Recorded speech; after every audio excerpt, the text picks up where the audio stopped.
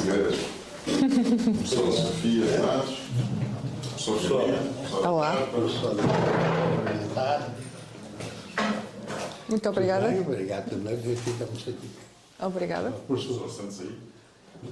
Aqui, faço as primeiras perguntas. Exato. Exatamente. As pessoas gostam da primeira aqui. Exato, que é para fazer as primeiras perguntas. Ficar da primeira. Exatamente. Isto tudo vai ser pontual, mas não possível. Mas foi pontualíssimo. Tudo, né? Faltam 5 minutos para as 6. Está perfeito. Ainda tem muito tempo. Exatamente, em 5 minutos muita coisa acontece. Eu só quero fazer uma pequena apresentação sobre os estudantes. Obrigada. O que é que nós entendemos por desenvolvimento sustentável. Ok, perfeito. Muito honesto. E se me der essa honra, queria convidar o meu assistente.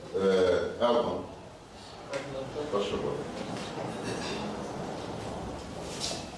Apresente-se. Aqui, não se esconde.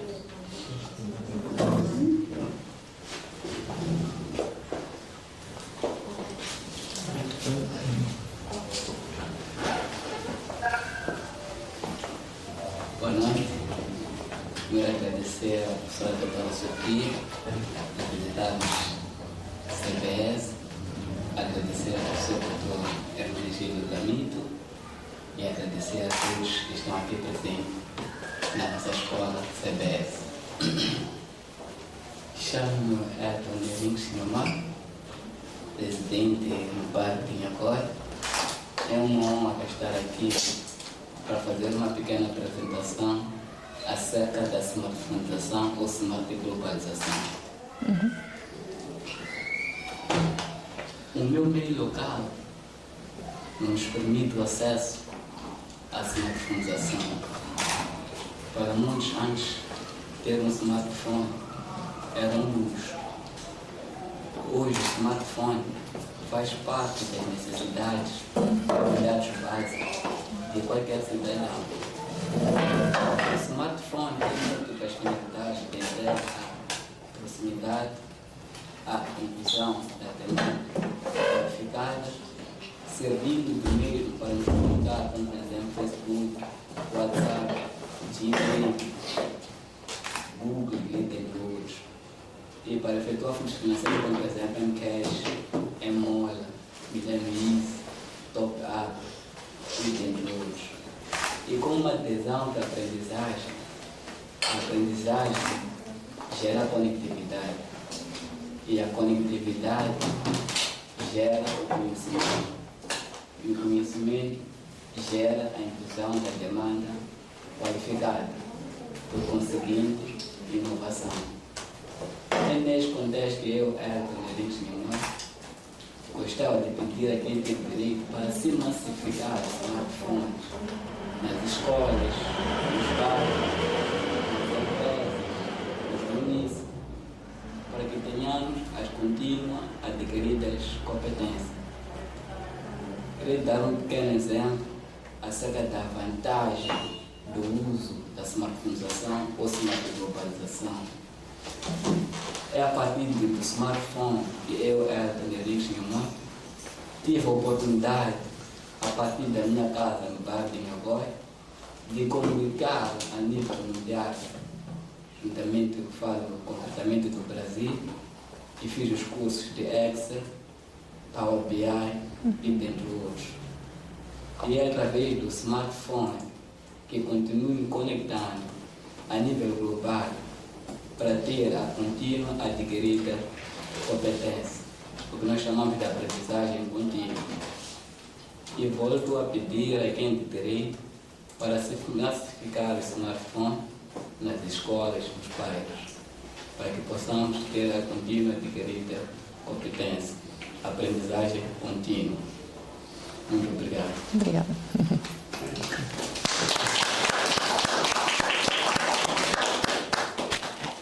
18 horas.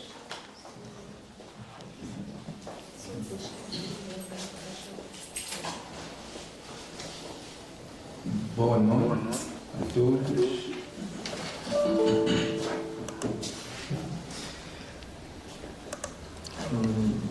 Estranho, logo 18 horas.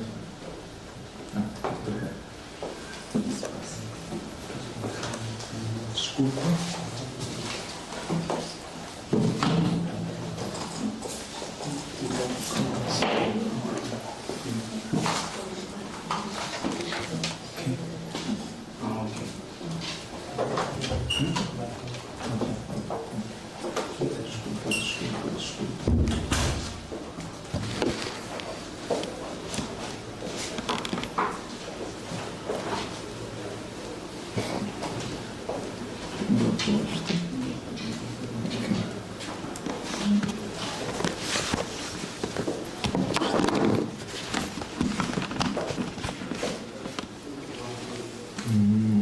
Bom, só estou a ultrapassar um pequeno.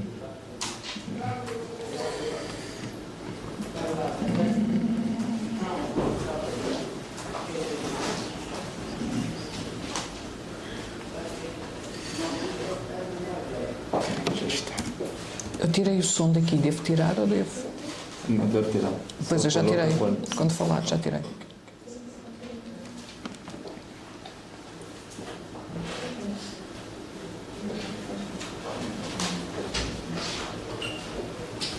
Já está.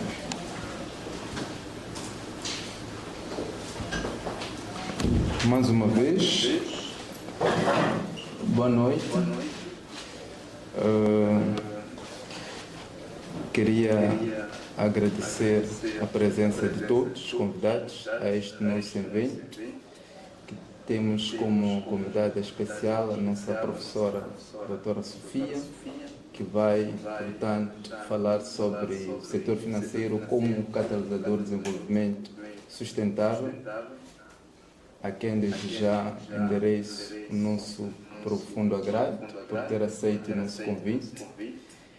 E este momento também é marcante para a CBS, tendo em conta que estamos com uma figura ilustre aqui nesta nossa pequena e grande sala, o professor Dr. Gamito, a quem gostaria de fazer, em jeito de inspiração para a massa da juventude que está aqui, uma pequena leitura sobre o seu percurso acadêmico e profissional, para que possamos fertilizar o nosso percurso como jovens, fertilizar o nosso percurso como trabalhadores profissionais, tendo como modelo de inspiração o professor Gamito. Dizer que o professor Gamito, ele nasceu em Montepuez, concluiu o ensino secundário em Nampula e Maputo, e concluiu o curso de Direito nível superior na década de 60, em Portugal, na Universidade Clássica de Lisboa.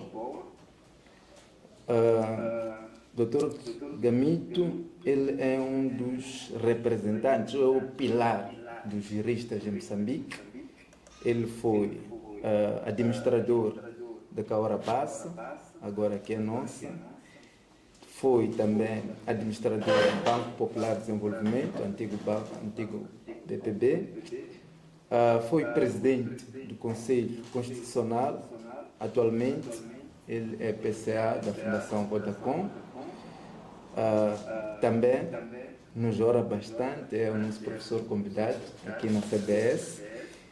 E, por estar aqui, um dos seus alunos, importa referenciar que o professor Gamito sempre foi tutor, orientador do Lourenço.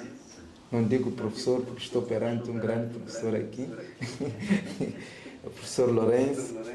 Para nós, em todas as fases do ensino superior, desde a licenciatura, mestrado, doutoramento até pós-doutoramento, gostaria de pedir uma pequena salva de palmas em honra ao nosso professor.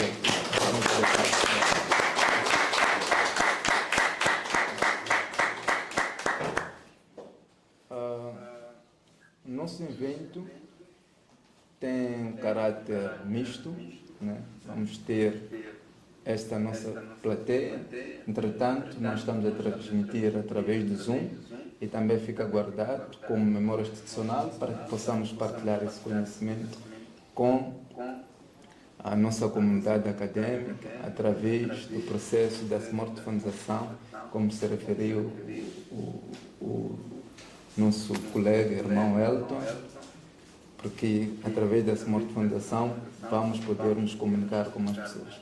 Então, gostaria de pedir ao professor Lourenço para tecer algum comentário e convidar a professora para que iniciasse com o nosso evento. Obrigado.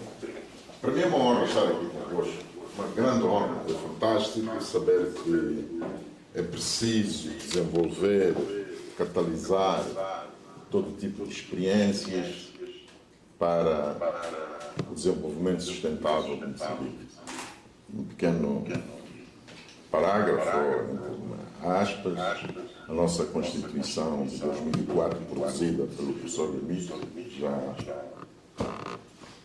tem previsto o desenvolvimento sustentável. Portanto, para nós é uma honra.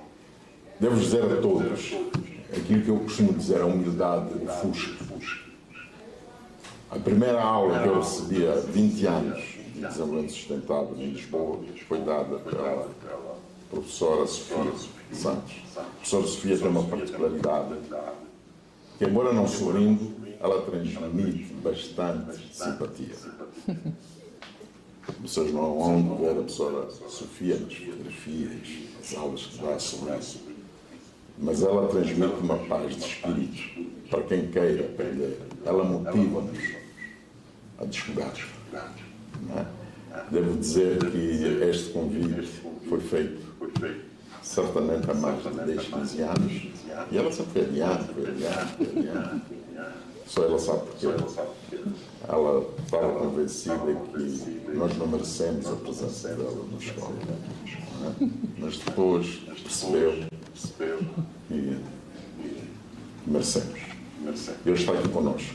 Ela tem um currículo vasto, devo assinalar, não sei se todos nós devemos conhecer, se não, vamos ao Google ver o que é ISEG, né? É uma das melhores escolas de gestão, e ela foi a pioneira na abertura de cursos relacionados com o desenvolvimento sustentável. Para nós isto honra-nos ter uma professora do nível da professora Sofia aqui conosco. Ela fez o seu doutoramento na Inglaterra, no Catar, ela dá aulas, ela está sempre disponível a orientar trabalhos e este tipo de pesquisa. Ela trabalha para os organismos internacionais relacionados, se quisermos, com o Banco Mundial, presta assessoria em Angola, Moçambique, Ruanda, e agora vem a convite da CBS para estar aqui conosco. Como o meu colega Helder disse, eu estou feliz, tenho 2 professores aqui, o professor muito bem, meu professor, e até hoje qualquer tema novo que aparece, não que fique claro que antes da professora estar aí sentada, eu levei o tema ao professor Gamito e o professor Gamito disse: olha, estuda isto, para depois fazer as perguntas do professor Sofia. A professora Sofia, voltei a sua. Nós vamos ter a sua apresentação, depois vamos ter 7, 10 minutos de perguntas, depois o professor Gamito vai encerrar. Então, também aqui uma colega de longa data, da Universidade Tributária, está a fazer o doutoramento, é Berta, é muito minha amiga, e eu convidei-a para estar aqui conosco. Muito obrigado, meus colegas.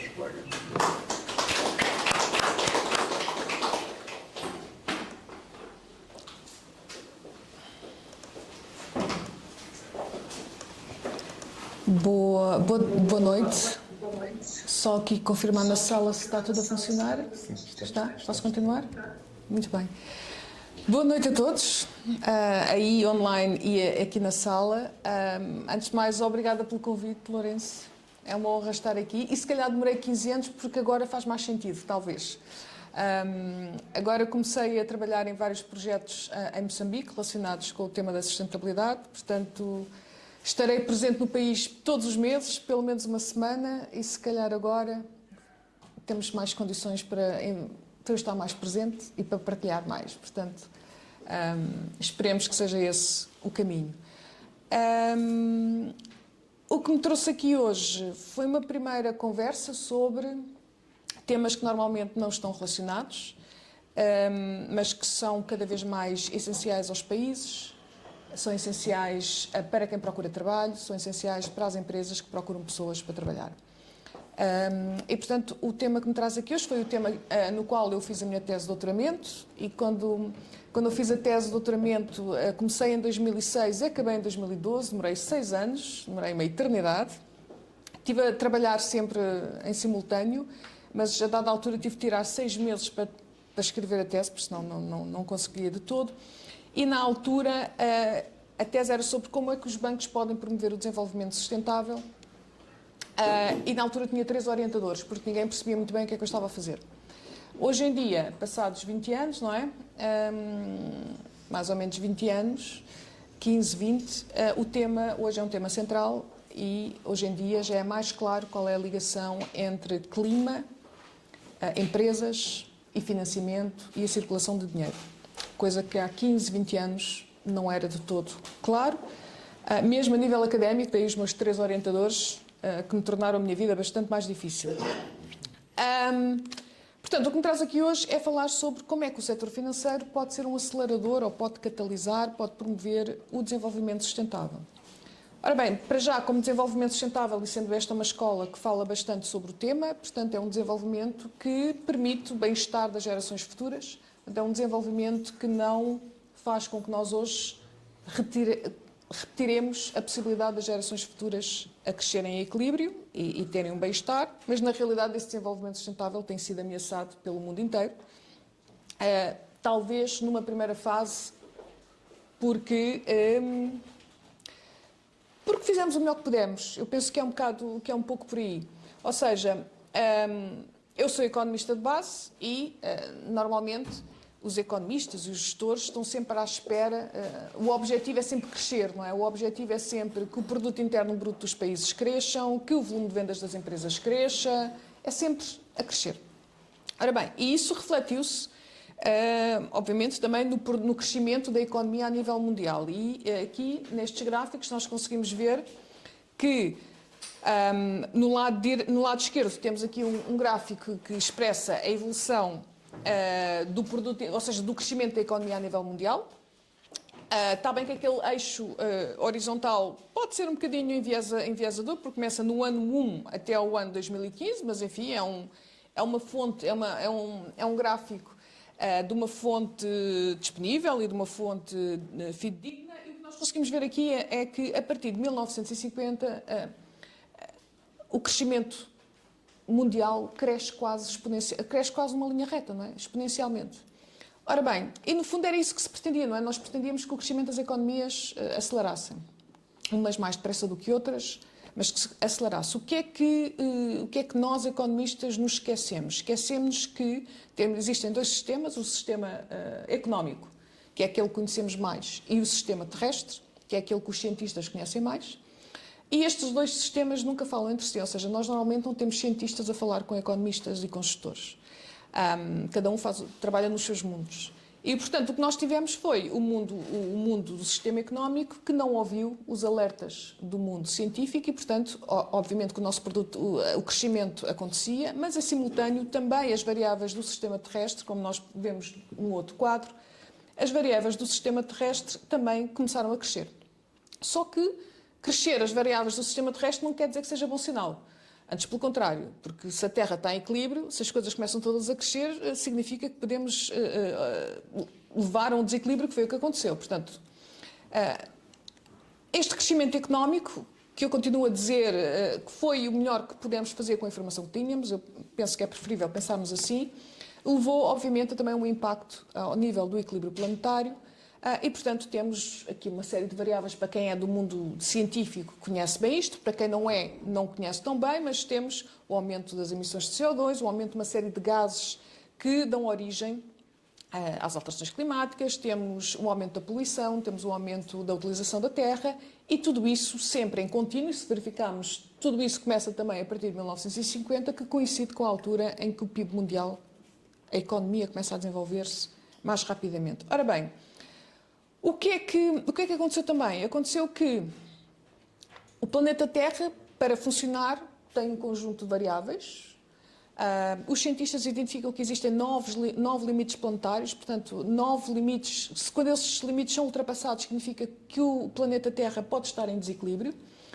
E o que nós verificamos, portanto, esses 9 limites estão relacionados com a perda da biodiversidade, com mudanças climáticas, com a quantidade de químicos e o uso no solo, com a poluição e etc. E o que nós, basta olharmos assim de forma corrida para estas imagens, conseguimos ver que entre 2009 e 2023 há um aumento da mancha laranja e vermelha, o que significa que mais limites planetários foram atingidos. Portanto, o planeta cada vez mais está em desequilíbrio devido à atividade humana, porque nós queremos, obviamente, temos a população mundial a crescer, precisamos de alimentos, precisamos de atividade económica e essa atividade tem este impacto negativo, que é um impacto negativo na forma e na forma como nós utilizamos os recursos do planeta, portanto, gera um desequilíbrio do planeta. Ora bem, qual é que é algumas das grandes consequências? Ok, o planeta está desequilibrado e depois, não é? Podia nada acontecer.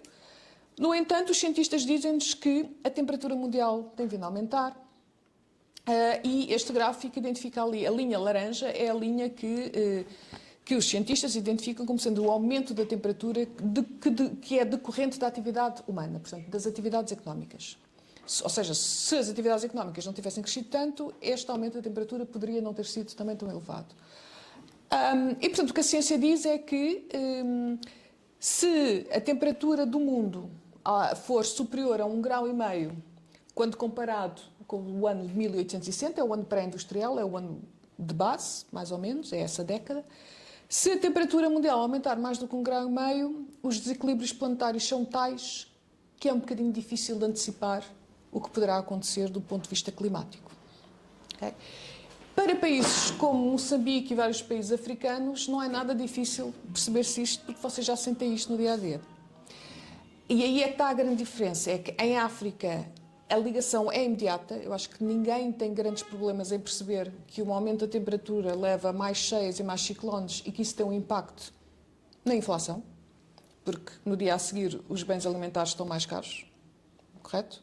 Enquanto que em países desenvolvidos esta ligação ainda não acontece e torna tudo muito mais difícil. Ou seja, enquanto que em África não preciso de convencer ninguém de que existe uma ligação entre aumento da temperatura, desastres climáticos e inflação, eu a ter esta conversa em Portugal ou num país desenvolvido,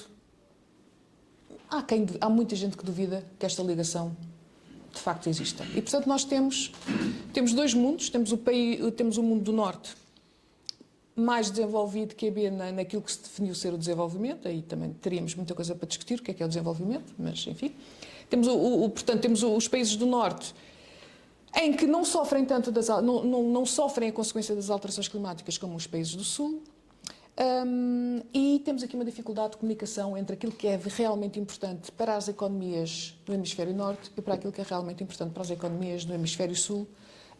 E tudo porquê? Porque o aumento da temperatura vai ter impactos e já tem impactos diferentes, consoante nós estamos a falar norte ou sul. O que é muito relevante aqui? Como eu disse há pouco, se a temperatura aumentar mais do que 1,5 graus, se a temperatura mundial aumentar mais do que 1,5 graus face ao início dos anos 1800, então é difícil, nós vamos ter mais desastres climáticos que são difíceis de antecipar. A única coisa que nós sabemos é que vamos ter mais perdas. E é o caso de Moçambique, é o caso de Angola, é o caso de muitos países que as cheias sempre aconteceram, mas agora acontecem com uma frequência maior. E, portanto, os danos também acontecem com uma frequência maior e vão impactar quer a agricultura, quer o setor da construção, quer o setor das infraestruturas, e é preciso criar uma economia que seja mais resiliente e capaz de resistir a estes danos, porque uma coisa é certa, estes eventos climáticos não vão diminuir, vão aumentar, porque a temperatura, se tudo corresse bem, a temperatura só aumentava 1,5 graus. No entanto, e ambicionou-se inicialmente que a temperatura deveria aumentar 1,5 graus até 2050, okay? É o limite que os países puseram, fazer todas as políticas possíveis para que a temperatura mundial não aumentasse mais do que 1,5 graus até 2050. Okay? Segundo muitos artigos e cientistas, etc., o ano passado e este ano possivelmente já estamos a ultrapassar 1,5 graus, portanto 2023, 2024. O que significa que a probabilidade da temperatura aumentar mais do que 1,5 graus é muito superior e, portanto, os danos expectados poderão ser superiores àquilo que hoje em dia vai na cabeça quer dos cientistas, quer dos economistas. E isto requer uma mudança muito significativa da forma como nós pensamos a economia. Outro tema importante é que o aumento da temperatura também contribui negativamente para a biodiversidade, ou seja, vai levar a perdas da diversidade que nós temos na natureza.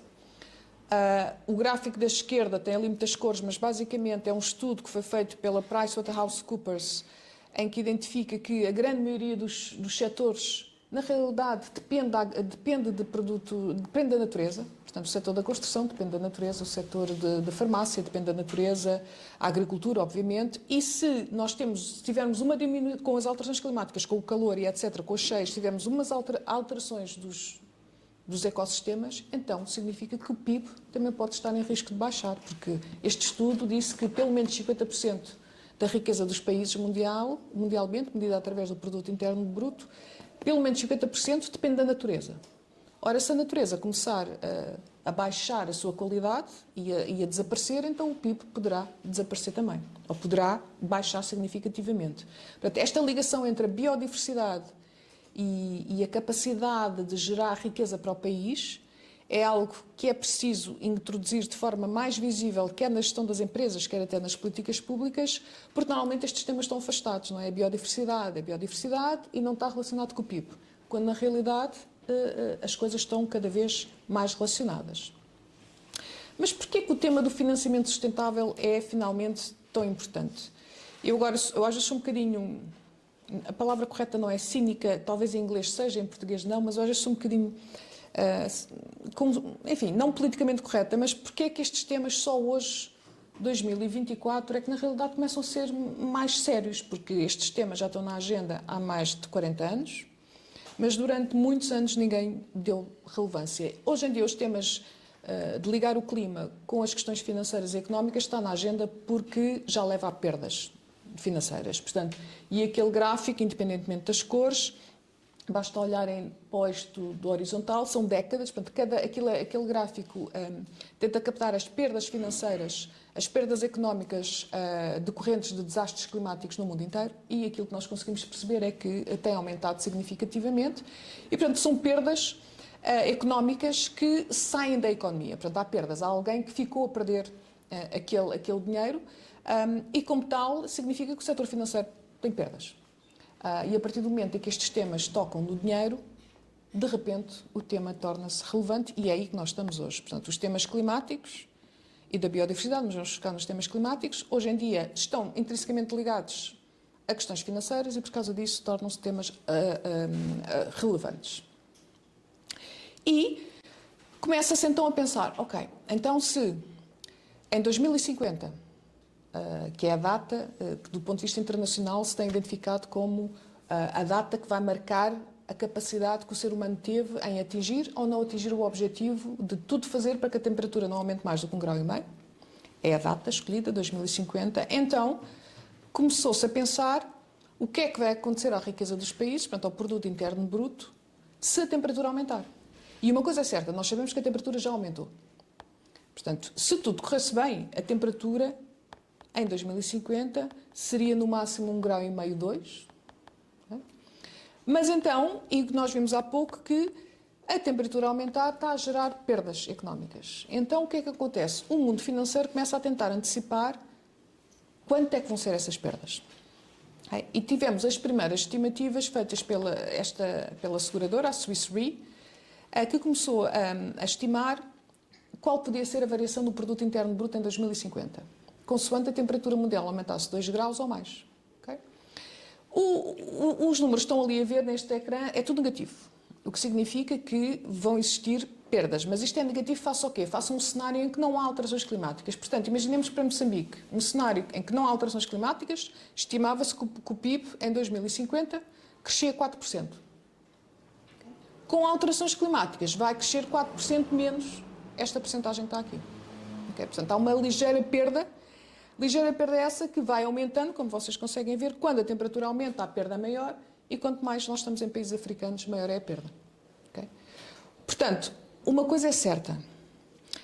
Em 2050, face às estimativas atuais que possam existir do crescimento do PIB, em 2050 o PIB há de ser inferior àquilo que as estimativas dizem hoje, porque nós não estamos a incluir as perdas climáticas, as perdas que vamos ter decorrente das alterações climáticas. Okay? E, portanto, o que significa que vamos ter perdas e a questão hoje é, então, o que é que vamos fazer hoje para que as perdas sejam as menores possíveis? Normalmente nós pensamos sempre em o que é que vamos fazer hoje para que as nossas empresas gerem mais dinheiro de futuro, para que o produto interno bruto cresça no futuro. E agora o raciocínio é delimitar o dano. O que é que nós vamos fazer hoje para que as perdas no futuro sejam as menores possíveis? Porque senão elas vão ser significativas e daqui a 15 anos os países poderão ter grandes tumultos sociais por causa destas componentes. Porquê é que isto ganhou uma relevância maior? Porque também os bancos centrais começaram a estudar este tema. Okay? E aqui é que eu acho que é importante. Ora bem, os bancos centrais começaram a perceber que o risco climático pode ser um risco financeiro. E se os bancos centrais começam a perceber que riscos climáticos podem levar a perda de dinheiro e é um risco financeiro, então o que é que eles vão exigir? Vão exigir que os bancos centrais de cada país comecem a implementar medidas para garantir que esse risco é gerido pela banca. Okay? E, ao implementarem essas medidas, então a banca, que hoje já tem de reportar um conjunto de informação para evidenciar como é que gera os vários riscos de mercado, de moeda, de país e etc., já tem a obrigatoriedade de reportar ao Banco Central como é que gera esses riscos, então se o risco climático é um deles, vai ter de começar a gerir e a comunicar ao Banco Central como é que gera esses riscos climáticos. Okay? E isto foi o início da grande mudança. E estes bancos, e já vou explicar mais em detalhe isto, mas estes bancos centrais criaram uma associação, uma network que se chama Network for Greening the Financial System, portanto a rede para tornar o sistema financeiro mais verde. Esta rede tem já hoje em dia centenas de bancos centrais como membros e o objetivo da rede é promover conhecimento, um novo conhecimento, para que os bancos centrais possam começar a incluir este tema climático na forma como interagem com a banca e depois na forma como a banca interage com as empresas. E o que é relevante aqui? Relevante é que eles também estudaram, tentaram antecipar ou estimar qual era o impacto que o aumento da temperatura podia gerar no PIB em 2050 e nós verificamos ali no gráfico da esquerda que esse impacto, face a um cenário em que não há alterações climáticas, também é negativo e varia ali entre o menos 4, que é onde diz ali o ordeiro, que eu já vou explicar, e o hothouse e o menos 7 ou menos 8. Ou seja, eles fizeram, como nós não conseguimos adivinhar o que é que vai ser o futuro, quando nós não conseguimos ter uma visão clara sobre o que é que vai ser o futuro, nós criamos cenários, okay? Com vários pressupostos. E foi o que este grupo de bancos centrais fez, que foi criar cenários. E criaram cenários em que há um cenário ordeiro, em que toda a gente coopera e, portanto, há uma perda de PIB, mas mesmo assim é menor, porque todas as pessoas, todos os agentes económicos são proativos, já vou explicar isso um bocadinho mais à frente. Há um cenário desordeiro, em que há aqui alguma desorganização entre países, há uns que fazem mais, outros que fazem menos, e consegue-se aqui um meio termo. E há o cenário hothouse, que é o cenário em que não se consegue fazer grande coisa, e, na realidade, temos um aumento da temperatura descontrolado e que gera um grande impacto económico nas economias. E, em termos mundiais, a perda do PIB mundial nos cenários que eles fizeram, neste cenário, era de 7% a 8%, o que significa, isto é mundial, o que significa que em zonas como a África seria muito superior. Okay? Portanto, a mensagem principal aqui é perceber-se que a ligação entre aumento da temperatura e diminuição do PIB já é feita ao nível dos bancos centrais. Por outro lado, os bancos centrais também conseguiram modelar uma coisa que aqui em Moçambique é visível, que é um aumento da temperatura leva a desastres climáticos e isso leva ao aumento dos preços. Okay? Aqui nós conseguimos ver isso. No entanto, os economistas precisam de modelos para ver isso, não é? Pronto. E aqui também já há modelos que conseguem evidenciar isso. Porquê é que isto é relevante? Porque não é igual para todos, mas em muitos países, principalmente os países desenvolvidos, o que é que tem? A missão do Banco Central é a estabilidade de preços, é ter medidas para que não exista inflação. E se o clima, se as alterações climáticas, o aumento da temperatura é reconhecido como tendo um impacto da inflação, então pode passar a ser missão do Banco Central ter políticas de combate às alterações climáticas. Estão a ver aqui a grande mudança que acontece entre um Banco Central que não ligava nada a temas climáticos até passar a ser a sua missão. E hoje em dia isto é super interessante porque há assim dois blocos do mundo. Os franceses, o Banco Central de França, acha e considera que é missão dos bancos centrais incluir também o combate às alterações climáticas. Os Estados Unidos não. Os ingleses mais ou menos. Depende, há alturas, dependendo do governador, já tiveram mais positivos, já tiveram mais negativos, mas pronto, não tem assim uma posição muito clara. Mas este é um debate muito interessante. O que é facto é que, a nível europeu, estes temas já estão incluídos no Banco Central Europeu e, portanto, a banca europeia tem de começar a incluir o clima e, portanto, o clima está a começar a ser uma prática dos bancos centrais, okay? Que é uma mudança completa. Já expliquei isto. Qual é aqui a grande questão? É a cooperação. Aqueles cenários de o ordeiro, o desordeiro e o casa quente são os cenários que os bancos centrais criaram para tentar antecipar o que é que poderá acontecer em 2050. O que é que surge aqui? O cenário ordeiro, que é aquele que, como vemos no slide da direita, leva a uma menor diminuição do PIB, é aquele cenário em que todos os agentes económicos são proativos. Portanto, nós sabemos que temos estes problemas de alterações climáticas, há regulações, há diretivas europeias, há projetos que se fazem em África, há compromissos que os países assumem e toda a gente vai agindo de forma proativa. Nesse contexto, o que é que nós conseguimos? Conseguimos que não haja assim tanta regulação drástica, porque os agentes económicos são proativos, e por outro lado conseguimos desabrandar os impactos ambientais e não temos assim tantos riscos físicos. Okay? E portanto há alguma perda, mas mais ou menos controlável. No cenário desordeiro, é um cenário em que não fazemos nada até 2030, estamos a empurrar com a barriga, que é o clássico, o mundo inteiro, a empurrar os problemas com a barriga. Chega-se a 2030, consegue-se perceber que em 2050 temos medidas abruptas para terminar e para baixar as emissões de CO2 dos países do Norte, temos medidas abruptas, ou então nós não vamos conseguir limitar o aumento da temperatura. E nesse contexto, como nós podemos ver, o PIB é mais negativo. Porquê? Porque é preciso medidas mais drásticas nos países do Norte e isso pode levar empresas a irem à falência, porque não se consegue adaptar à regulação. Por outro lado, tanto too little too late, ou seja, e como o hot house significa que nós não conseguimos, de facto, ou não há regulação, porque a regulação, na realidade, na Europa, a regulação sobre os temas climáticos não é popular, as pessoas vão para a rua porque não querem.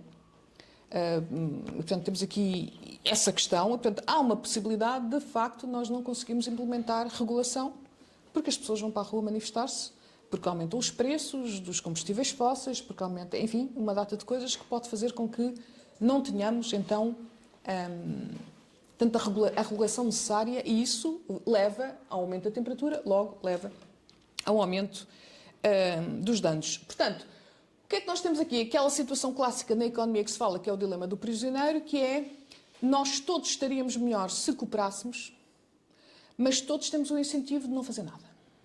E se todos nós não fizermos nada, vamos ter a casa quente, estamos todos pior, porque se o mundo inteiro não cooperar, o PIB vai baixar mais. Só que a cooperação, nós pensamos sempre, mas porquê é que eu vou fazer se o meu vizinho do lado não fizer? Não é? Portanto, isto é a forma natural de pensar. Eu contraponho sempre, mas porquê é que nós não utilizamos o outro raciocínio, que é, eu vou fazer independentemente do meu vizinho do lado fazer ou não, porque uma coisa é certa, se ninguém fizer eu vou estar pior. Mas pronto, este é o grande desafio e por causa disso surge um conjunto de regras e agora trago aqui um bocadinho de teoria económica, muito pouca, mas que eu acho que isto é super importante. Então, se a temperatura pode provocar um aumento do PIB, então nós temos de limitar o aumento da temperatura, porque podemos estar a fazer investimentos hoje que vão aumentar a temperatura amanhã.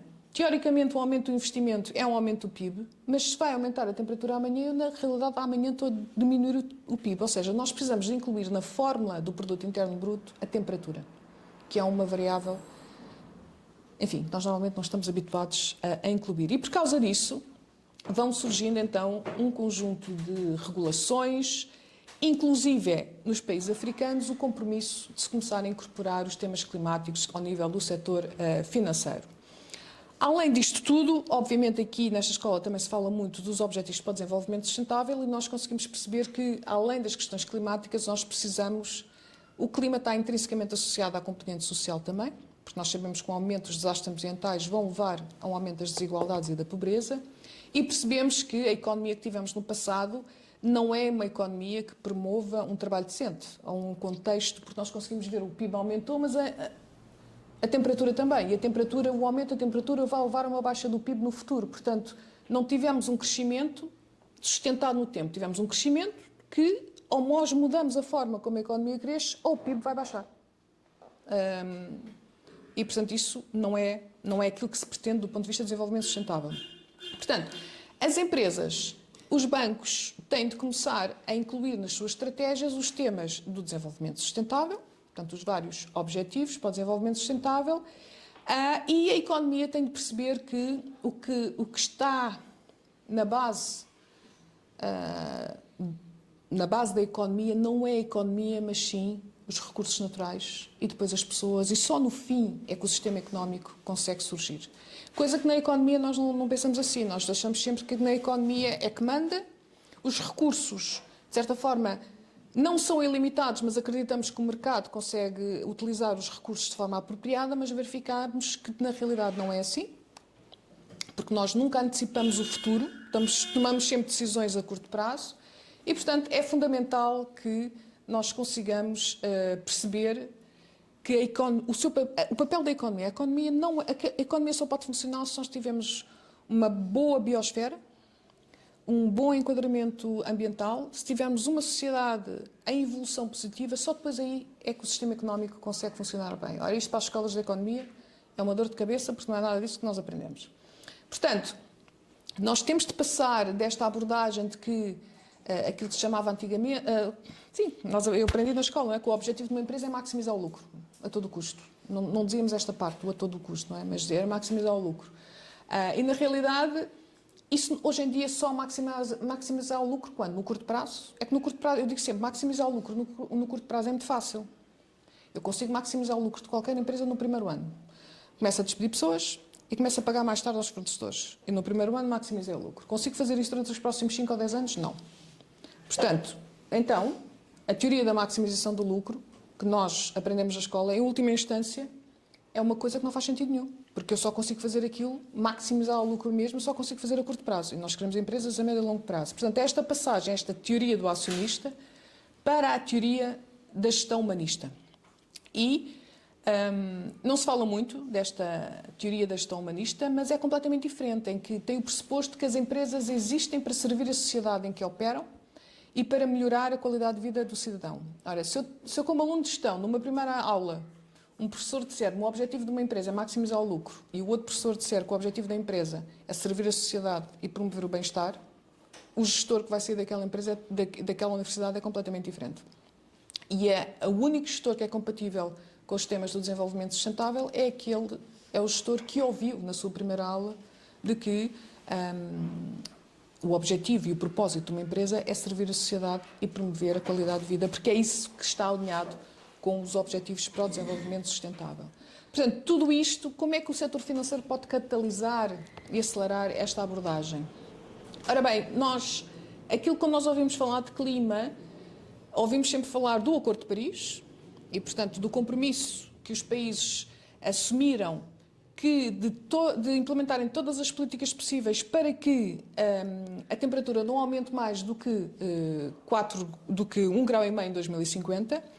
Mas os países, ao dizerem isto, o que eles estão a dizer, é que nós vamos então implementar todas as medidas para baixar as emissões de CO2 por um lado, isto é um problema mais dos países do Norte, e por outro lado nós vamos adaptar a nossa economia o mais possível e torná-la mais resistente, mais resiliente ao impacto dos danos provocados pelas alterações climáticas, que é a dita adaptação. Isto sim é o problema principal das economias africanas, é como é que a economia se pode adaptar ao facto de nós vamos ter mais alterações, vamos ter mais desastres climáticos e temos de nos adaptar.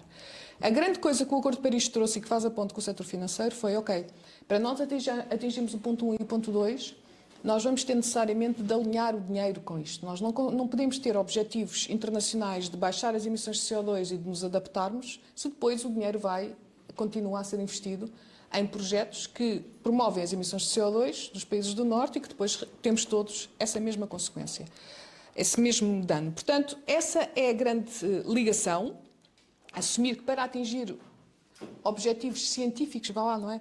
Nós precisamos que o dinheiro esteja alinhado e eu traduzo o Acordo de Paris em duas formas. Por um lado, é o quê? Ok, é a ambição científica, fazer com que a temperatura não aumente mais, mas temos uma ambição económica, é fazer com que o PIB em 2050 não deixe mais do que 4%. Se nós começarmos a pôr aqui um valor de PIB, é mais fácil para as empresas e para os políticos perceberem do que é que nós estamos a falar. Nós estamos a falar de evitar grandes perdas futuras da economia. Para isso, o que é que surge? Surge a noção de financiamento sustentável, ou seja, um financiamento, a alocação de capital, de dinheiro, que vai para projetos que têm menos impacto ambiental e para projetos que promovam o desenvolvimento sustentável. Isto significa que nós temos de analisar os projetos e identificar as suas componentes. Isto pode parecer estratosférico, mas o que é facto é que este tema já não é novo e este tema iniciou-se em 1992, quando as Nações Unidas criaram uma área chamada United Nations Environmental Programme Financial Initiative, portanto, uma área das Nações Unidas que só trabalha o tema do setor financeiro e climático. Depois, muita coisa aconteceu, não vou estar aqui a falar sobre isto. A ideia principal é, nós já estamos em 2024, isto já se debate já existe um debate sobre estes temas a nível internacional e técnico desde 1992, portanto, há muita coisa que já foi feita. Nos últimos anos, muita coisa aconteceu e o principal foi em 2015, 2016, quando o G20 começou a perguntar, ok, será que o clima é de facto um risco financeiro? E a partir daí, este tema de climático passou a ter uma componente financeira e em 2019, aliás, esta network que eu vos falei há pouco, a Network for Greening the Financial System, publicou este documento que é fundamental, que tem na sua capa uma frase que fez a mudança de muita coisa, que diz: as alterações climáticas são uma fonte de risco financeiro. Até 2019 esta frase não existia, ninguém tinha dito esta frase de forma tão explícita e isto muda totalmente, porque a partir do momento que as alterações climáticas são um risco financeiro, então passa a ser uma necessidade para ser gerida pelos bancos e pelas empresas. Riscos financeiros, riscos climáticos, até então, até 2017, não existia nenhuma definição. Quando nós falámos em riscos climáticos, tínhamos logo umas definições científicas que para o mundo da economia e das finanças eram abstratas, nós não conseguimos perceber aquela linguagem e em 2017 saiu a primeira definição. Hoje em dia todas as empresas e bancos usam esta definição, que é a ideia de que existem dois riscos climáticos essenciais, o risco de transição e o risco físico. O risco de transição para quê? Para uma economia mais verde, tem a ver com o risco associado à mudança de regulação, mercados, preferências, e os riscos físicos têm a ver com desastres ambientais que podem ser agudos, de repente, ou que podem ser crónicos ao longo do tempo. Tipo, nós sabemos que as águas do mar vão subir, portanto, é um risco crónico que nós não conseguimos evitar, mas conseguimos adaptar. Okay? Portanto, e à volta disto surge toda uma ferramenta próxima de uma contabilidade, porque é pedido às empresas e aos bancos para reportarem os seus riscos de acordo com esta metodologia. Okay? E a partir de agora temos uma metodologia que pode ser ensinada e que podemos todos começar a reportar. E isto já entra então na parte mais financeira. O que é que nós temos aqui? Temos aqui a noção de que existem muitos documentos a sair sempre e sobre qual é o papel, como é que os temas climáticos devem ser incorporados dentro dos bancos centrais e ao nível da Banca Central, o que é que normalmente acontece? E agora recorrendo ao caso do Banco Central Europeu, que se está a replicar, como vamos ver, em países em África. O Banco Central Europeu definiu as suas expectativas sobre, ok, o risco climático e o risco ambiental são riscos financeiros, então eu como Banco Central vou dizer o que é que eu espero, como é que eu espero que o resto da banca incorpore estes riscos na sua gestão. Portanto, fez aqui um guia para dizer aos bancos o que é que eles devem fazer. E mais tarde fez já um teste de stress climático, ou seja, os bancos normalmente têm de fazer testes de stress para ver como é que eles são resilientes às crises. Nós colocamos o dinheiro nos bancos, não é? E se todos nós somos a correr ao banco para buscar o dinheiro, pode ser um bocadinho complicado. Portanto, quando há uma crise financeira, é preciso os bancos testarem a sua capacidade, se têm liquidez suficiente para fazer face a crises. E agora vão ter de fazer este teste também, incluindo os riscos climáticos. Isto é uma novidade. Na Europa ainda foi um teste muito inicial, daqui a um ou 2 anos, se calhar, os testes vão ser mais exigentes, mas isto é uma tendência geral. E só para termos aqui a noção de até onde é que isto já vai, isto foi uma frase no dia 5 de julho, portanto, antes das eleições europeias, em que um membro do Conselho de Administração do Banco Central Europeu afirma, numa entrevista, que conseguem identificar que existem alguns bancos europeus que não estão a cumprir com as expectativas do Banco Central e que há a probabilidade, de o Banco Central Europeu definir coimas até 5% do volume diário de vendas, entre aspas, porque a venda não é a palavra correta para bancos, mas do volume diário de receitas dos bancos, até eles cumprirem com as expectativas. Portanto, é isto que está em cima da mesa. O Banco Central pode colocar coimas a nível dos bancos europeus se eles não estiverem a cumprir com os requisitos. Isto é uma mudança completa de paradigma. Portanto, o que é que nós temos? Temos que os bancos na Europa, por exemplo, vão ter de começar a reportar já este ano qual é o volume de empréstimos que eles concedem que estão alinhados e que são verdes. Portanto, há que definir tudo isto. As empresas também têm cada vez mais de reportar informação de comunicar o quão verde ou quão sustentável são. Portanto, uma nova contabilidade está a surgir. E mesmo os próprios fundos de investimento também têm de reportar a sua percentagem de ativos que já investem em empresas que têm alguns critérios de sustentabilidade. Portanto, tudo isto está a ganhar uma forma muito técnica. E quando nós olhamos para uma instituição financeira, por exemplo, para bancos, o que é que um banco deve fazer para caminhar nesta direção? Portanto, tem de ter a sua estratégia de sustentabilidade, um banco, que tem, por um lado, a sua internamente, tem de calcular qual é a sua pegada de carbono, qual é a sua poluição, como é que pretende também baixar as suas emissões, quais são os critérios que tem quando compra serviços, etc. Mas, muito importante e mais importante talvez nesta fase, é um banco para ter uma estratégia de sustentabilidade tem de começar a reconhecer que o risco ambiental e climático é um risco financeiro, tem de incluir essas componentes quando começa a analisar os projetos, tem de ajudar também os seus clientes a terem projetos mais resilientes e mais sólidos. Portanto, aqui o papel do banco não é só o mais simples, quer dizer, o seu projeto não tem em conta os riscos climáticos, portanto eu não vou conceder empréstimo. Não. O papel do banco é, o seu projeto precisa de ter aqui outro reforço e ajudar as empresas a criarem projetos que são com menor risco. Portanto, aqui o papel do banco é muito também de aconselhar.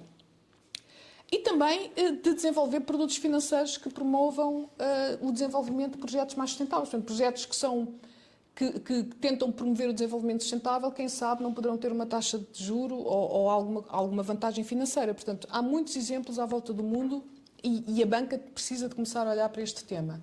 Tenho aqui apenas alguns exemplos muito rápidos, até para depois vocês verem com mais calma, e fui à procura de 2 bancos completamente diferentes, um que é um multinacional e que não é de todo perfeito, o Citibank, é apontado por muitas ONGs como um banco que tem coisas boas e coisas más, mas a maioria dos bancos são assim, e eles também têm a sua estratégia de sustentabilidade, e dos 17 ODS identificam alguns, que são aqueles que estão a tentar desenvolver. Depois, um outro exemplo de um banco português que é uma cooperativa, o Crédito Agrícola, em Portugal, que é uma abordagem completamente diferente de um Citigroup, também identifica os seus objetivos para o desenvolvimento sustentável, tem uma política de sustentabilidade que quem tem algum interesse sobre estas matérias, eu coloquei ali o link, convido a ler, porque acho que vale a pena, tem lá muito compromisso assumido.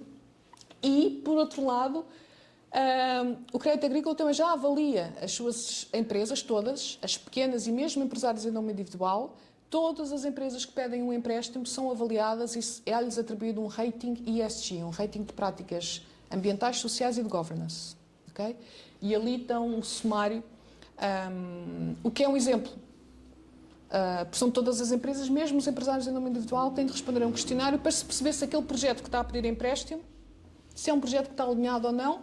O A é o melhor e nós conseguimos ver que há ali muitos que não têm o rating, o que é expectável, não é? Porque nós não crescemos a aprender a fazer projetos que são fantásticos. Nós temos de ir aprendendo ao longo do tempo. Lá está. Nisto tudo, esta associação, a Network for Greening the Financial System, tem um papel fundamental, porque é aquela organização dos bancos centrais que vem impulsionar os bancos centrais a exigirem cada vez mais. E o que é que nós conseguimos ver? Conseguimos ver que temos um percurso que vai surgir nos países africanos. Ou seja, temos aqui estes países, todos, o Ghana, Quênia, Nigéria, Angola também, todos estes países têm feito o quê? Os bancos centrais têm publicado princípios de sustentabilidade para serem aplicados ao setor. Em todos estes países, tal como na União Europeia, estes princípios, numa fase inicial, são voluntários, é uma alerta. O Banco Central diz, atenção, comecem-se a preparar, aqui estão as minhas expectativas. Depois, normalmente, o que é que acontece? Há um guia, os bancos começam a ler, começam a tentar perceber como é que isto se aplica, há manuais para explicar como é que se aplica, há self-assessments, a dada altura vai-se pedir à banca para responder a um questionário para o Banco Central perceber se os bancos estão muito distantes ou não ainda destas expectativas e daí a algum tempo essas expectativas vão se tornar obrigatórias e os bancos vão ter de começar a reportar, tal como já começa a acontecer a nível europeu. Eu fiz aqui um levantamento de vários países para tentar perceber qual é o enquadramento. Portanto, primeiro, o padrão, talvez um padrão. O primeiro é sempre o Banco Central aderir à tal Network for Green Financial System. Okay? Em Moçambique, penso que essa adesão está para breve, ou pelo menos essa vontade está para breve. E depois o que acontece aí é sempre isto. Okay? O Banco Central reconhece que o tema ambiental é relevante. É interessante porque, por exemplo, no Ruanda, o Banco Central começou por trabalhar o tema climático e ambiental. No entanto, em Angola já é a sustentabilidade, incluindo o social. Portanto, depois cada país faz aquilo que acha que tem mais sentido. Portanto, não existe uma obrigatoriedade única. Há países que escolhem o clima. A Europa só escolheu o clima, para já. A Ruanda foi clima e ambiente. Angola foi clima, ambiente e social. Portanto, quando chegar a vez de Moçambique, pode fazer aquilo que achar que faz sentido. Depois, há um compromisso por parte do Banco Central, assumir que estes temas são relevantes, ou por vezes o que é que acontece? Por vezes o que é que acontece? Juntam-se associação de bancos ou empresas e bancos, juntam-se para dizer, ok, atenção, este tema é relevante. E a partir daí o país começa a desenvolver trabalho. O passo seguinte é o país definir o que é, afinal, o que é que faz um setor, nós dizemos que um setor é sustentável ou não. O que é que faz uma construção ser sustentável ou em transição ou não? Isto é chamada taxonomia.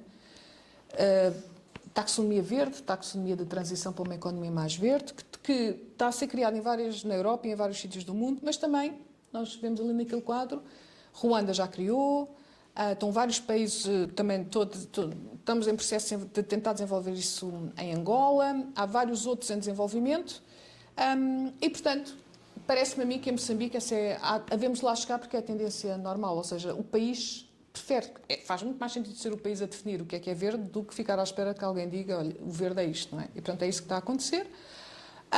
E portanto, mais cedo ou mais tarde, quer as empresas, quer os bancos vão ter de começar as empresas vão ter de começar a reportar esta informação para os bancos, porque os bancos vão ter de começar a reportar ao Banco Central o quão verde os bancos são, e um banco é mais verde ou mais sustentável quanto maior for a percentagem de empréstimos que também é verde ou sustentável, e como é que nós medimos isso? Sabendo se uma empresa é verde ou não é verde. E, portanto, o que nós estamos aqui a falar é na construção de uma nova contabilidade, que, além de termos o volume de vendas e etc., vamos começar a ter também informação associada às práticas ambientais, sociais e de governance das empresas, e começar a montar um sistema de recolha de informação, que é o que está a acontecer na Europa, é o que está a acontecer em alguns países africanos também, tentar iniciar a construção deste novo sistema de informação.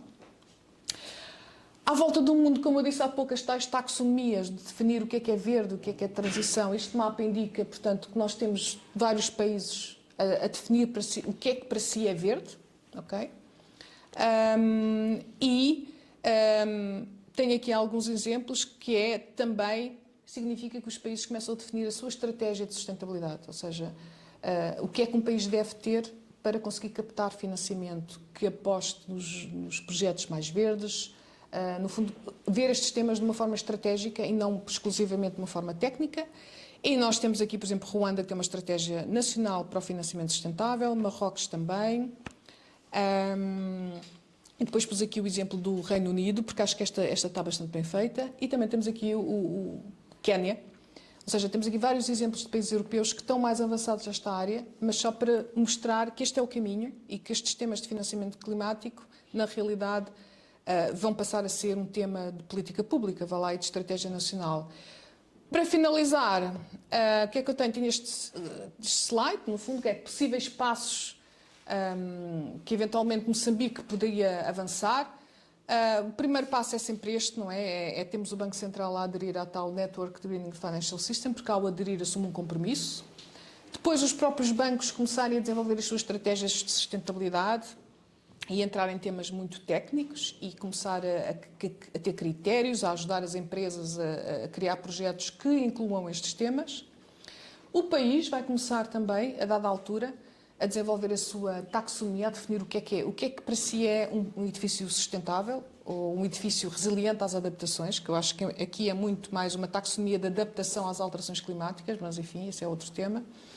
E, obviamente, é preciso incluir este tema no sistema de educação, porque, só para terem uma ideia, a primeira grande área em que há oferta de trabalho a nível mundial, ou seja, que há muitas empresas a quererem pessoas para trabalhar, é na área de inteligência artificial. A outra área a seguir é na área de sustentabilidade, incluindo financiamento sustentável. Porquê? Porque não há pessoas no mundo com competências para este tema face à necessidade de trabalho.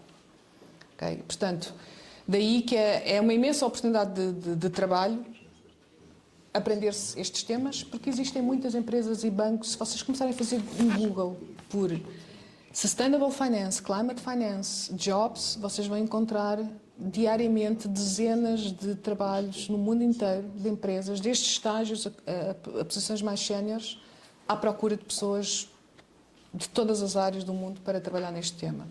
E, portanto, eu acabo com esta frase, que acho que esta frase é muito interessante, que é, cada vez que há uma grande mudança, não é? De início, essa grande mudança é completamente ridicularizada.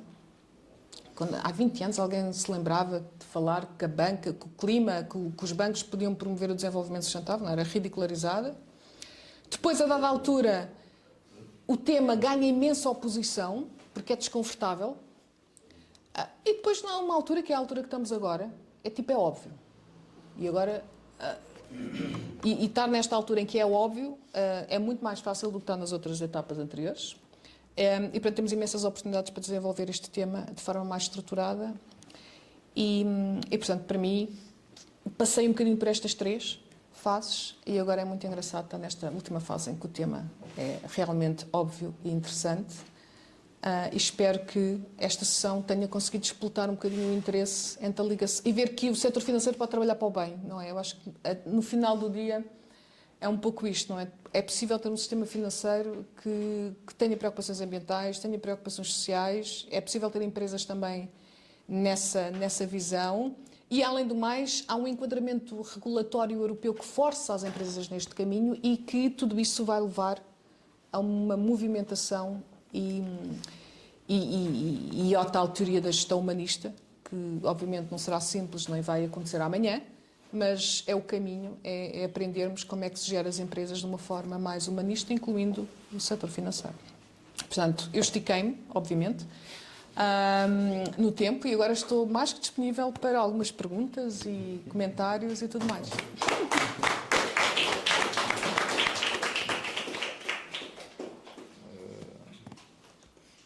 Agora é minha vez de ligar o micro. Uau. Excelente. Uma aula muito bem dada. Chamou-nos a atenção a questão das oportunidades ou mais prementes do mercado, a questão da inteligência artificial e de profissionais de ESG, porque são as demandas do mundo atual. Dizer que até o nosso nome aí, da escola, as primeiras letras, já demonstram que, de facto, o CBS tem essa genética de trabalhar e inspirar toda a comunidade para um mundo sustentável porque acreditamos que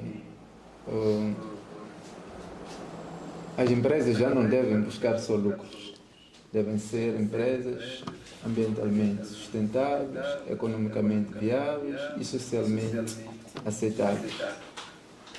E este tema enquadra-se naquilo que é o nosso papel de democratizar o conhecimento em relação às demandas do mundo atual. Queremos dar o nosso parabéns à professora pela profunda explanação. Em relação à inteligência artificial, também calha próxima semana, ou esta semana, temos também um webinar diretamente da Microsoft sobre inteligência artificial. Também entendemos que é preciso dotar as pessoas desses conhecimentos que são relevantes para o mercado. Gostaríamos de convidar o nosso ilustre professor Goff, que acreditamos que também é um dos epicentros do mundo das finanças, da bancarização, para tecer algum comentário em relação ao tema. Professor, muito obrigado. Eu penso que não chega. O professor Ernesto Goff foi do Banco de Moçambique e aqui nós temos uma grande respeito e admiração, e o que acontece em Moçambique não acontece muitas vezes em Portugal. Não sei se vou dizer, tanto o professor Goff como o professor Henrique são pessoas que não se reformam. Isso é bom, isso é bom. Os atuais CEOs ainda não têm a sensibilidade que estes senhores, é aquilo que falávamos no carro, os jovens não têm as sensibilidades que os mais velhos têm sobre inteligência artificial e desenvolvimento sustentável. Mas a palavra é sua, ele lhe deu, não chegou a ver.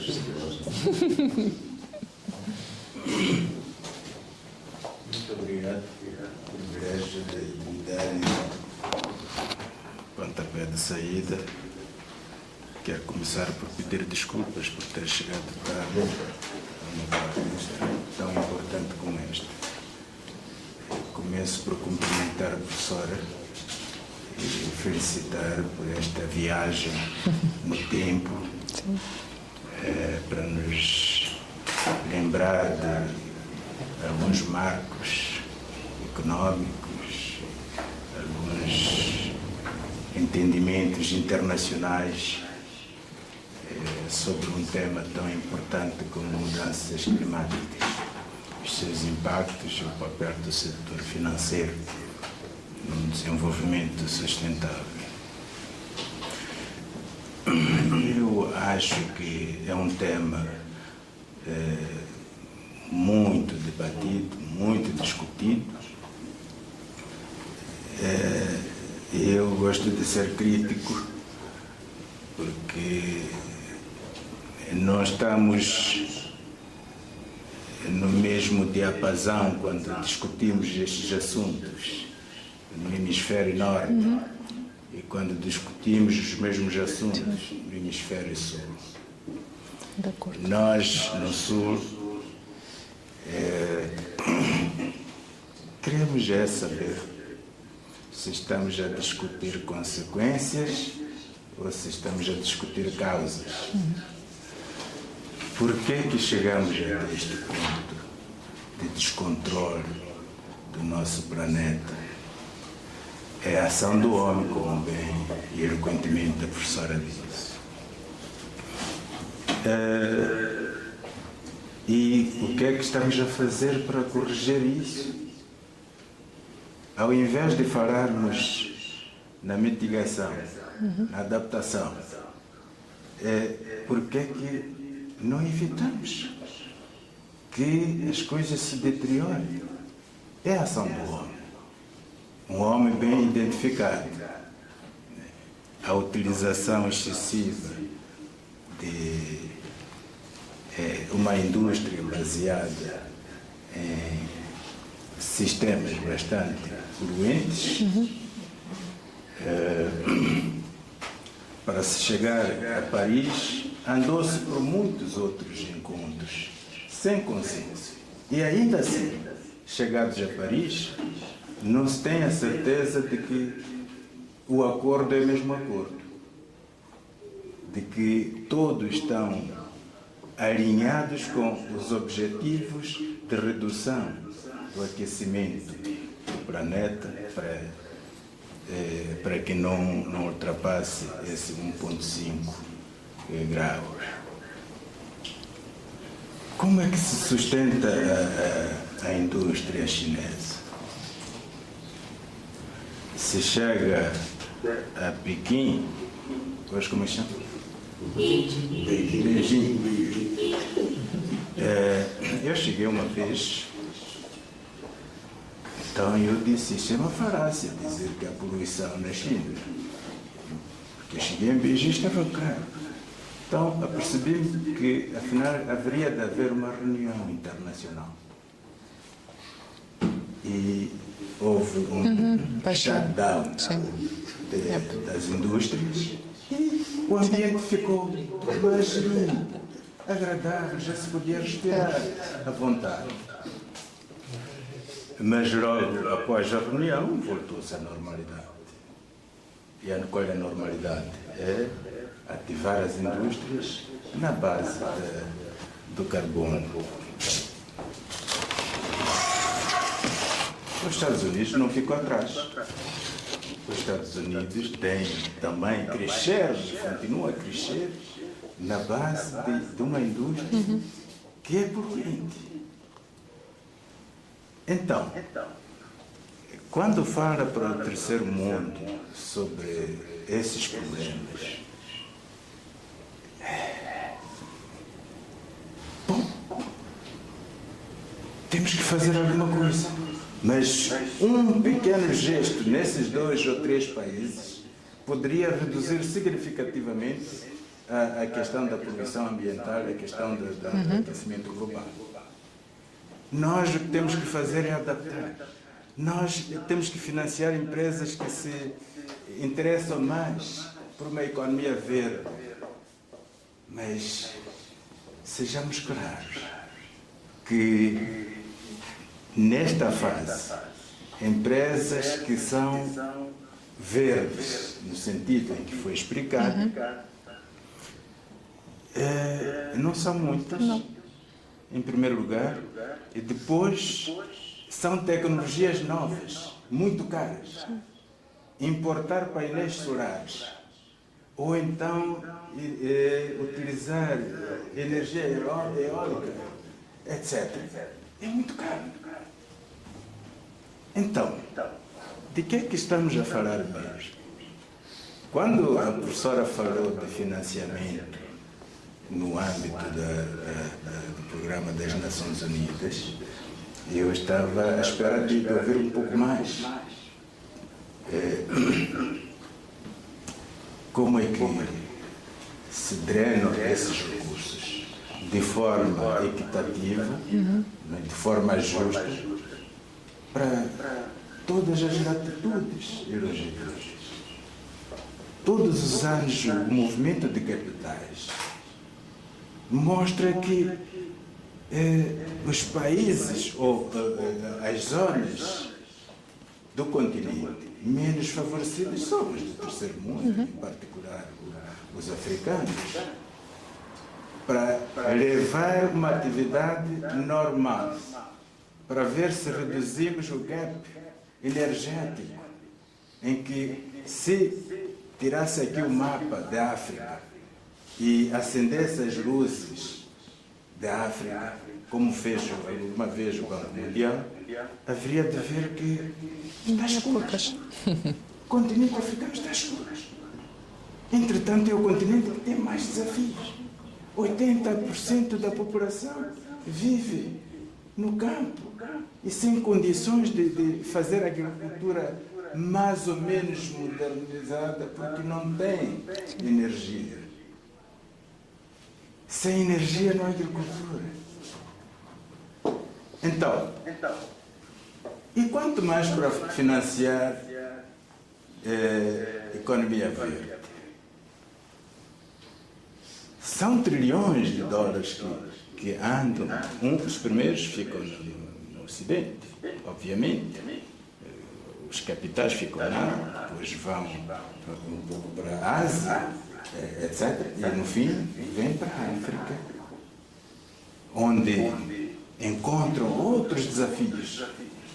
Desafios de governação, desafios de falta de políticas claras de desenvolvimento, estratégias nacionais de desenvolvimento, que priorizem de facto os setores que possam alavancar a atividade econômica. Então, há muitas coisas, professor, que precisa de ser tidas em conta quando abordamos este tema, que é muito importante.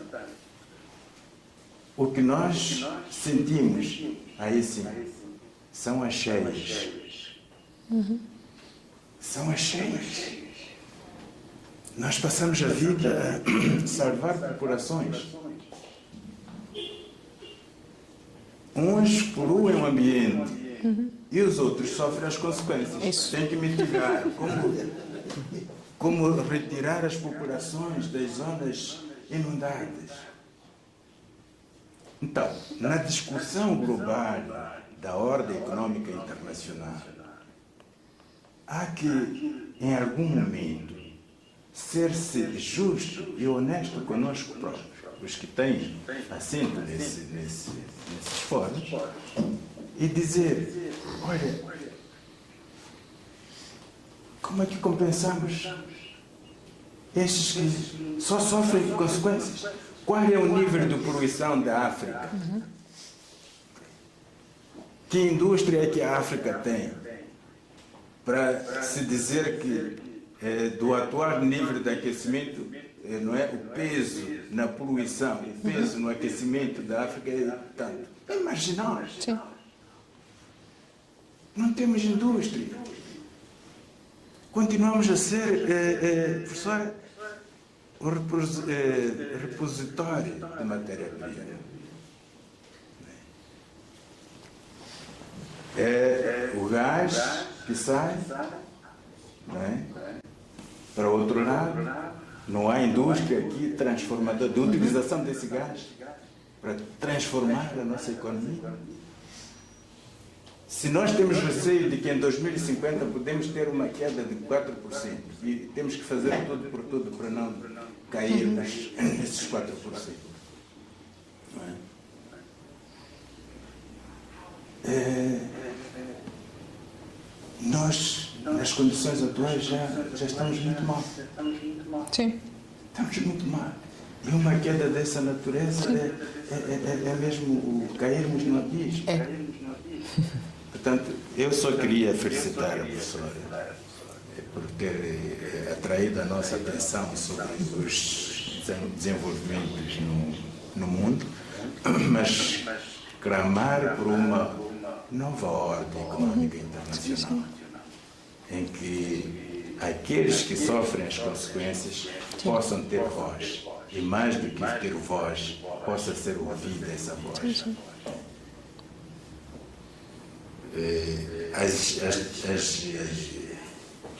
As tensões sociais de que falou não vão terminar enquanto nós não pudermos dar alimento. Sem dúvida. Agora, está aí a fórmula do PIB, né? A qual acrescentou a temperatura. Mas aí no investimento há uma variável muito importante que é a taxa de juros, que, como sabemos, Sem dúvida. portanto, tem uma relação inversa. Exato. Então, pela via da poluição, que vai levar ao aumento da inflação, significa que o custo de dinheiro vai ser muito mais alto. As empresas que já estão com muitas dificuldades não vão conseguir financiar. Precisamente por isso é que é preciso trabalhar desde já para que isso não aconteça. Exato. É preciso trabalhar já com a cooperação. Eu, às vezes, faço alguns estudos, né? E verifico que na carteira dos bancos comerciais, né? O que é que nós encontramos? Encontramos aquilo que chama non-performing loan, Yep. né? Crédito mal barato, com uma tendência sempre crescente. E o que é que acontece? O que acontece é que, bom, vocês têm que ter garantias, têm que dar hipoteca à sua casa. E quando consulta a página dos bancos sobre as casas tomadas pelos bancos, eu digo, mas então os bancos transformaram-se em imobiliário. Não é? Porque parece ser o caminho mais rápido para se empobrecer. Sim. A sua casa, que, enfim, dava-lhe um jeito, não é? Entrega a hipoteca, mas vai ser executada aquela hipoteca. Por quê? Porque as taxas de juros têm sempre tendência a crescer. As taxas reais. Sim. As taxas reais são bastante penalizadoras. Então, há um debate. Eu quero terminar como comecei, felicitando a professora por despertar a nossa atenção. Não, para uma brilhante apresentação precisa de ser felicitada. E muito obrigado. Não sei se alguém quer fazer mais alguma pergunta. Só temos 3 minutos. Só temos tempo. Só temos 3 minutos para fechar. Temos pessoa 100. Ok. Por favor, pessoa 100. Agradecer que ligasse a câmera. Obrigado. Olá, boa noite a todos. Primeiro agradecer a oportunidade de ter participado aqui desta aula maravilhosa dada pela professora Sofia, que é bem assim. Para mim foi muito boa.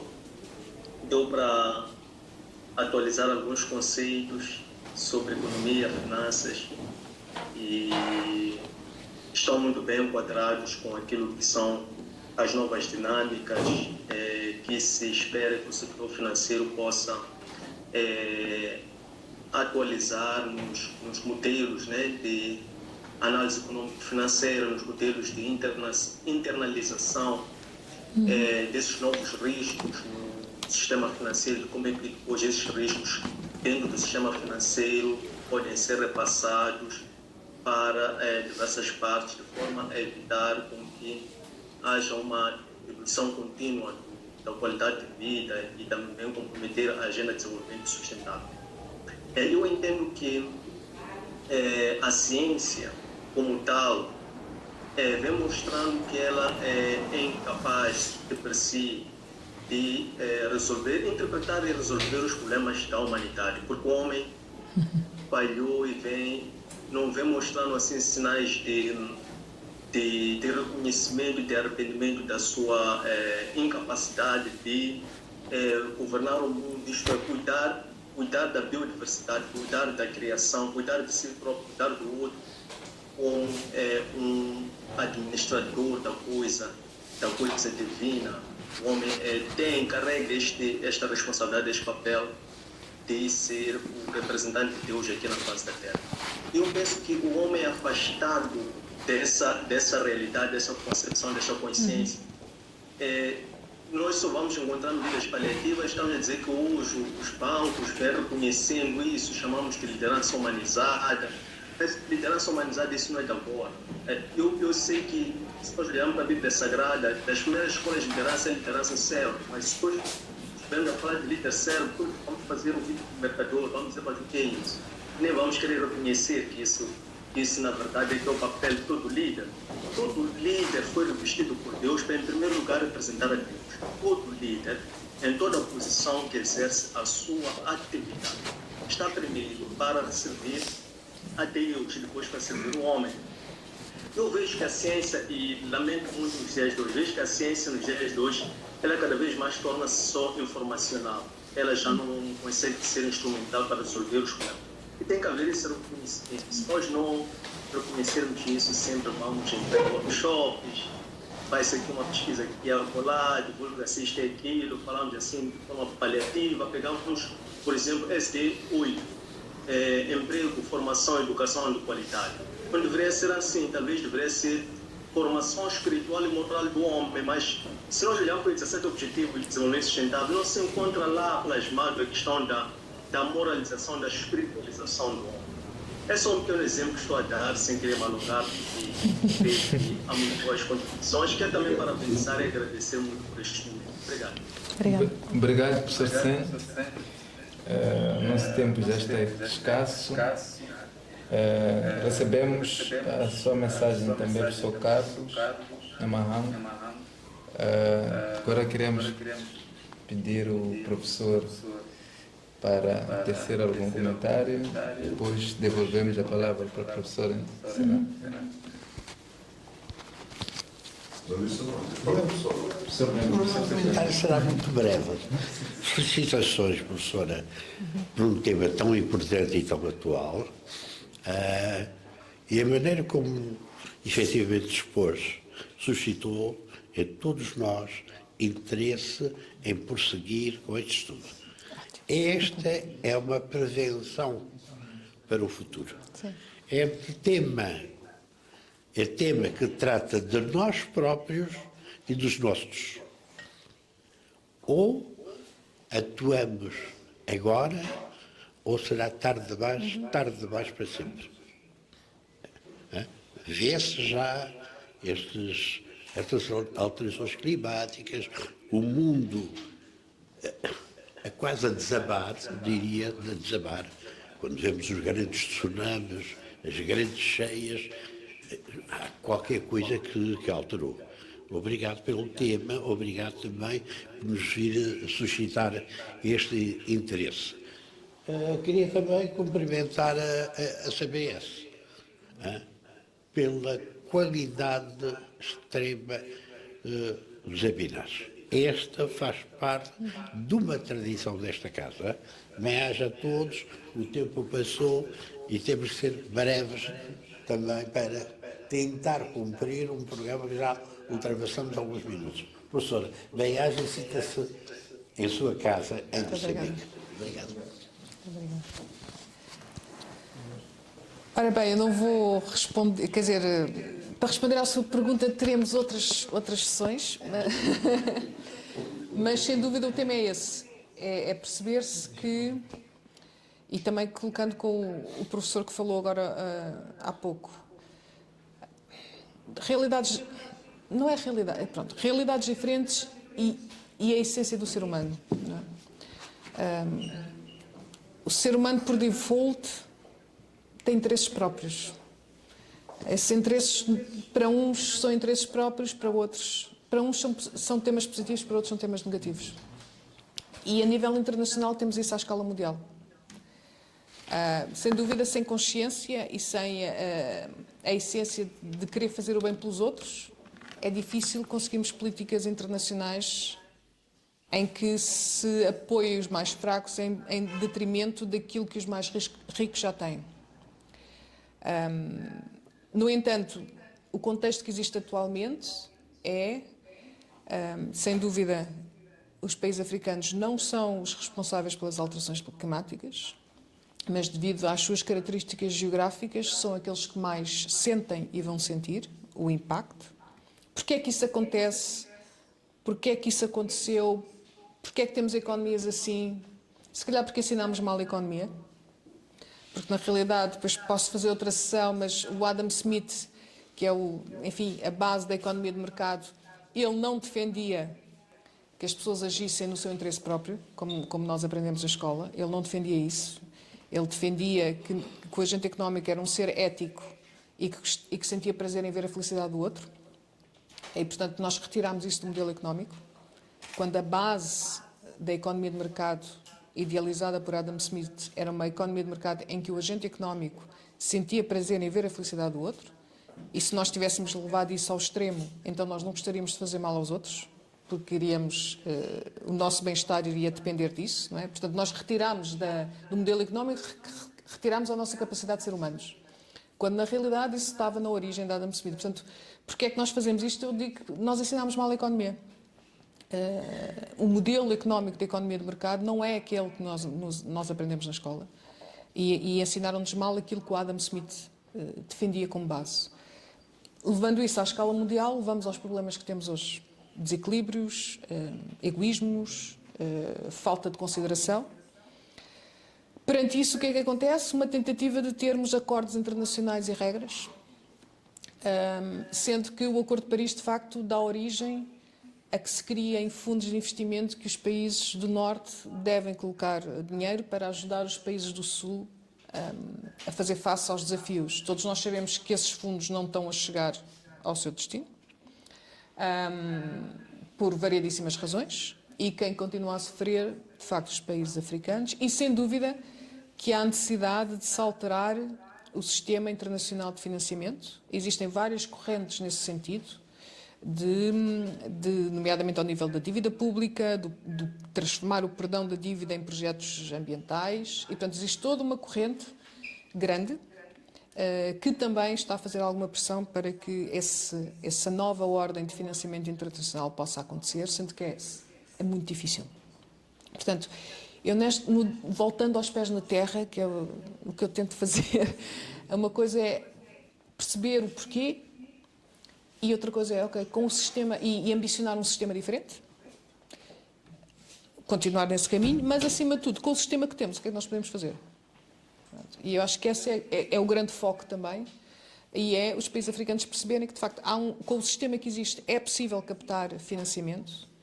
É difícil, mas é preciso saber a linguagem. Portanto, é preciso cada país desenvolver a sua estratégia, porque há países, uns ao lado dos outros, há países que conseguem obter financiamento de projetos porque conseguem apresentar bons projetos, e há outros países ao lado que não conseguem.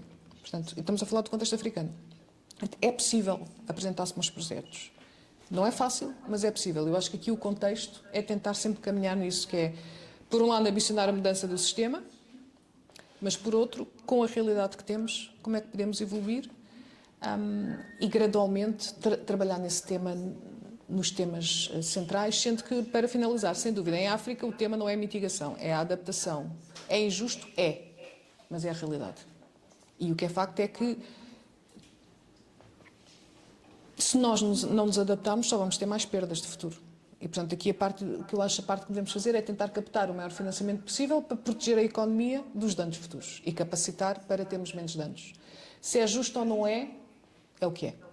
É o contexto a que chegamos e temos é diminuir o impacto negativo nas populações a curto prazo e a médio prazo. Depois, e continuar a trabalhar de uma forma mais profunda, mas aprender a lidar com o sistema que temos, que de certa forma também está aberto a apoiar a África de uma forma muito particular, mas nós também temos de aprender a lidar com ele, para retirar mais partido. Obrigada pelos comentários, ainda bem que despertei mais interesse, porque há muita coisa para falar. Obrigada.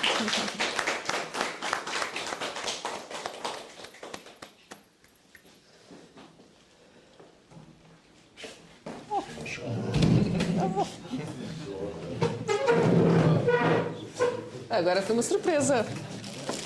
Muito obrigada, eu. Obrigada. Muito obrigada. Obrigada a todos. E até breve. Até muito em breve. Obrigada. Obrigado. Encerramos a nossa sessão. Temos um pequeno lanche aí. Um copo de vinho aí.